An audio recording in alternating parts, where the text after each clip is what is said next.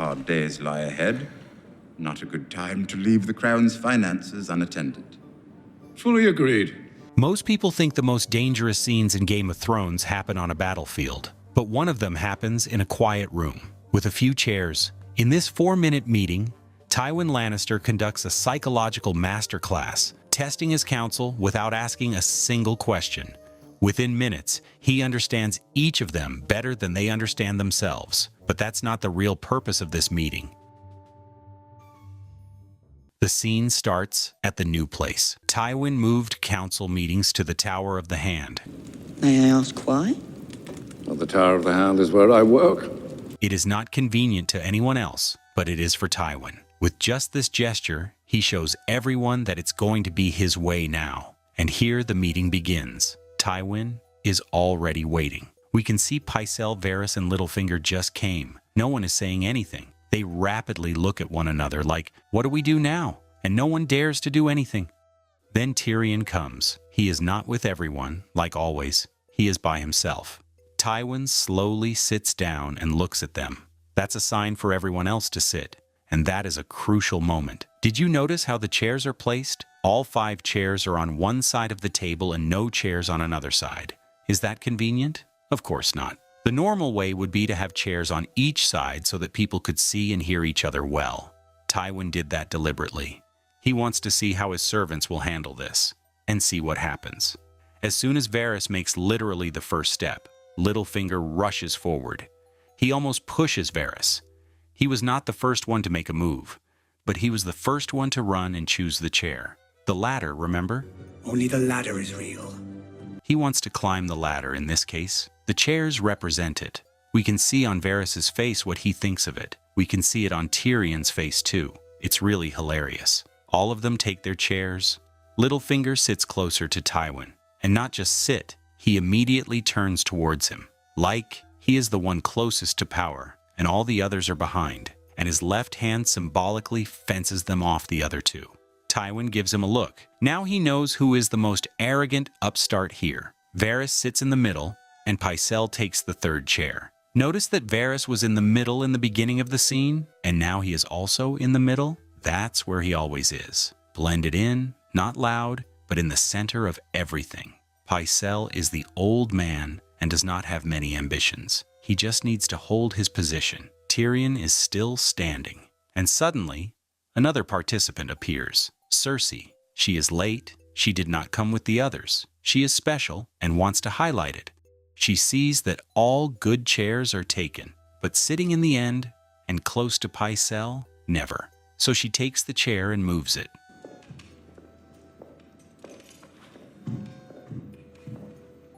Look at the faces of Littlefinger and Varys. They both find it funny. But Littlefinger is closer to Tywin, and he does not dare to smile openly. He has just a smirk on his face. But Varys is behind Littlefinger, and he smiles more openly. Cersei puts a chair to the other side of Tywin. She is not with the servants. She is the right hand of Tywin. Look at Tywin. He is composed as ever, but he also enjoys seeing how his test unfolds. He is almost smiling. He gives Cersei a look.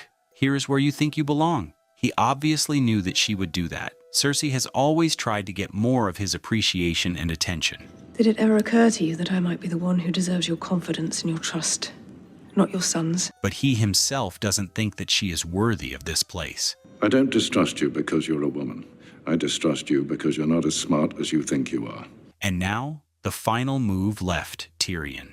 And as usual, Tyrion does not do what he is supposed to. He takes the remaining chair and drags it, making a terrible noise.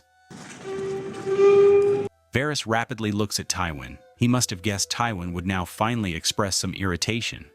But his only reaction is this annoyed face.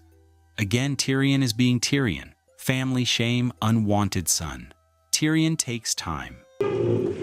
He is not bothered that everyone is waiting for him. And see where he puts his chair? He is separate from the others and opposite to his father. He takes the central place, but on another side. Tywin was supposed to be the head of the meeting, and that's why his chair was at the head of the table. But Tyrion challenges his authority. That is what he has always been, always by himself, and the only one who dares to object to Tywin. Intimate, lovely table. So in less than a minute, without saying anything, Tywin has already mapped the entire room. Who wants power, who hides, who submits, and who challenges him. But the real test hasn't even started yet. If you like this kind of analysis, subscribe. I make more of these. Thank you. Because once everyone takes their place, Tywin does something even more important. He makes them speak. Better chairs than the old small council chamber. Conveniently close to your own quarters. I like it. Tyrion didn't miss the opportunity to point out again that Tywin moved the council closer to his chambers. And his mention of the chairs is not just a simple joke. Tyrion is smart enough to understand Tywin's test with the chairs. So is Varys, and he genuinely enjoys it. So his line about the chairs was, "I got what you meant by all that, and see, I don't play your game." Tywin does not respond to Tyrion's sarcasm. He quickly shows that he is the one who has power there. What news of Jaime?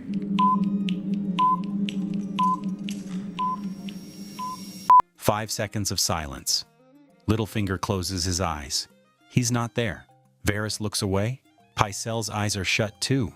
Tywin makes these powerful men look like scolded children. Reminds of a school lesson when a teacher asks who's going to go to a blackboard.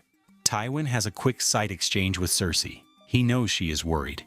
Maybe she has to say something, but she stays silent. 20,000 unwashed northerners have known about his escape for weeks. And see how her face changed?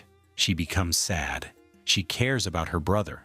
Collectively, you control more spies and informants than the rest of the world combined. This attack was towards Varys, and he understands that. Spies and informants are his domain. Do you mean to tell me that none of you has any notion of where he is? That's why he had to respond. We are trying, my lord. But his response was as generic as it gets. Basically, it means he knows the job must be done, but that's it. And what does it mean, trying? We are trying, my lord. What are they doing exactly? And who is we? Varys and his spies, or someone else? But Tywin doesn't even ask. All he says is, Try harder. that's the difference. Everyone else is explaining. Tywin is assigning responsibility. Why doesn't he ask? Doesn't he care how his son's rescue mission is going? Tywin acts here as a highest level leader. He does not micromanage things. His job is to rule, not to tell everyone how to do their jobs, because he does not really care. He cares about the result. What do we have then?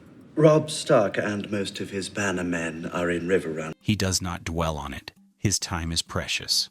Look at Pycelle. He is still sleeping, and he will be doing so almost till the end of the council. He is too old to care about anything, only his position here.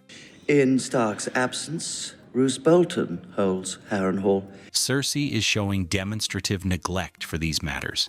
This all is too insignificant for her. Why did she even come? Councils tend to be a discussion of many boring things, not just humiliating Tyrion and tending to what she considers important. Which would seem to make him Lord of Harrenhal in practice. So far, everyone has revealed how they behave under pressure. Now it's Littlefinger's turn, and this is where arrogance becomes visible. See Littlefinger's face when Varys mentions the Lord of Harrenhal. Him Lord of Harrenhal in... He closes his eyes and smiles. He has been dreaming of it. Now he is already imagining himself as Lord of Harrenhal. For a minor lord like Littlefinger, it is a great prize. Well, let him have it. The name suits our purposes far more than that useless pile of rubble. That makes sense. No one would willingly live in Harrenhal, which is, as Tywin said, a pile of rubble. But the title is another thing. The Lord of Harrenhal will make a worthy suitor for the widow Arryn. For which I am extremely grateful to you. Finally, Littlefinger has something to say on this council. During Varys' report, he was almost as bored as Cersei. And now his time has come. And look at Varys. This eye roll is priceless. If he could do a facepalm, he probably would. Lady Arryn and I have known each other since we were children. This kissing up is so obvious that even Tywin smiles. She has always been positively predisposed toward me. The reaction of everyone tells us everything. You've been licking Tywin Lannister's boots so long, it's a wonder your tongue's not black. Even Pycelle wakes up. This line of Littlefinger is as funny as it is irrelevant here. They discuss political matters. No one cares about what Lady Arryn feels towards Littlefinger. Not to mention everyone already knows it. The only reason Littlefinger said it is his arrogance. He is showing off. Varys exchanges quickly with Tyrion. Positively predisposed is an interesting way to describe Lady Arryn's obsession with Littlefinger. Let's get married tonight. Ought we not? But he never loved her back. He loved her sister, and it is one of Varys's weapons against Littlefinger in their arguments. The Lysa Arryn of chairs. Shame you had to settle for your second choice. He likes to remind him of that.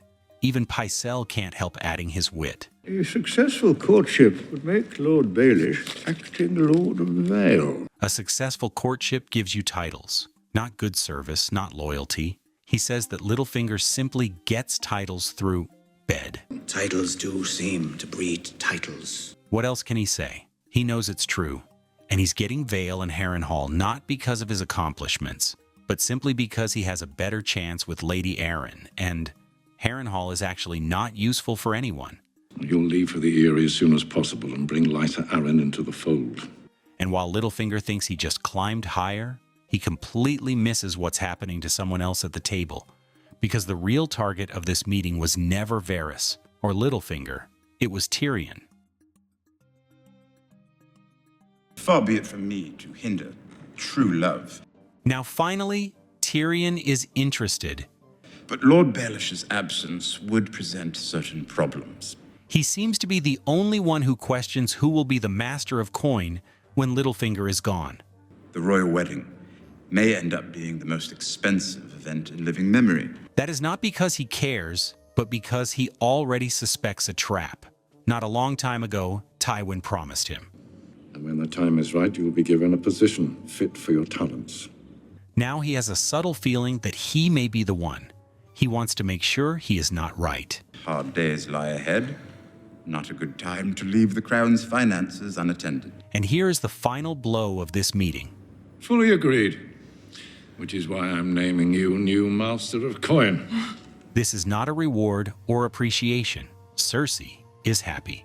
Another humiliation for Tyrion, giving him a position that used to be Littlefinger's. Always been a grubby job. Why not let a grubby man do it? Is this meant to be a position Tywin spoke about after Tyrion literally saved King's Landing?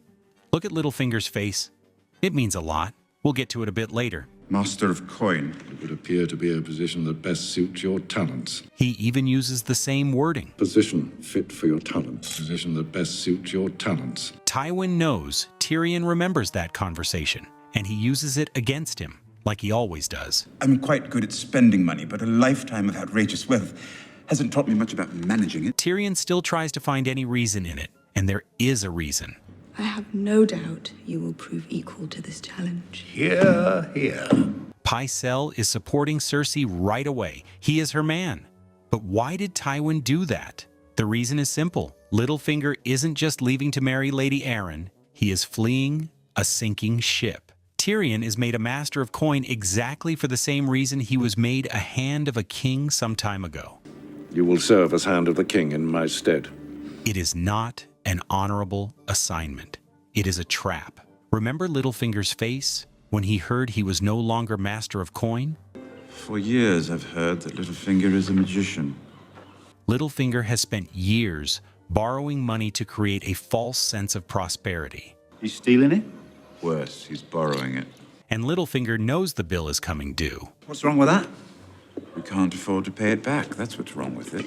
And now he's handing Tyrion the responsibility for a debt Littlefinger himself created. Whenever the crown needs money, he rubs his hands together and poof, mountains of gold. Littlefinger's smirk isn't just about the veil. He's happy because he just handed Tyrion a ticking time bomb. One way or another, they always get their gold back.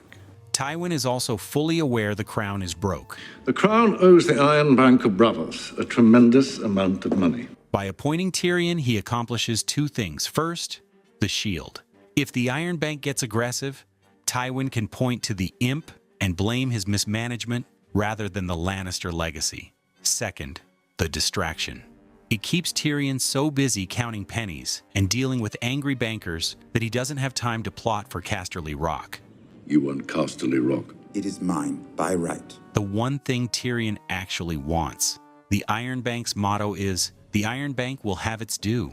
If you owe them money and you don't want to crumble yourself, you pay it back. They have a reputation for funding the enemies of kings who don't pay them back. If we fail to repay these loans, the bank will fund our enemies. Tywin is essentially putting Tyrion in the crosshairs of the most dangerous assassins and bankers in the world. It's not a promotion, it's a death sentence wrapped in a silk robe. In short, if Tyrion manages fine, Tywin will take all the credit. Exactly what happened after Stannis' attack when Tyrion saved the city. If he doesn't do well, he will be the one to blame and punish. Tell me, did you notice all these moments? Or maybe you noticed something else? Write me down in the comments and don't forget to like and subscribe.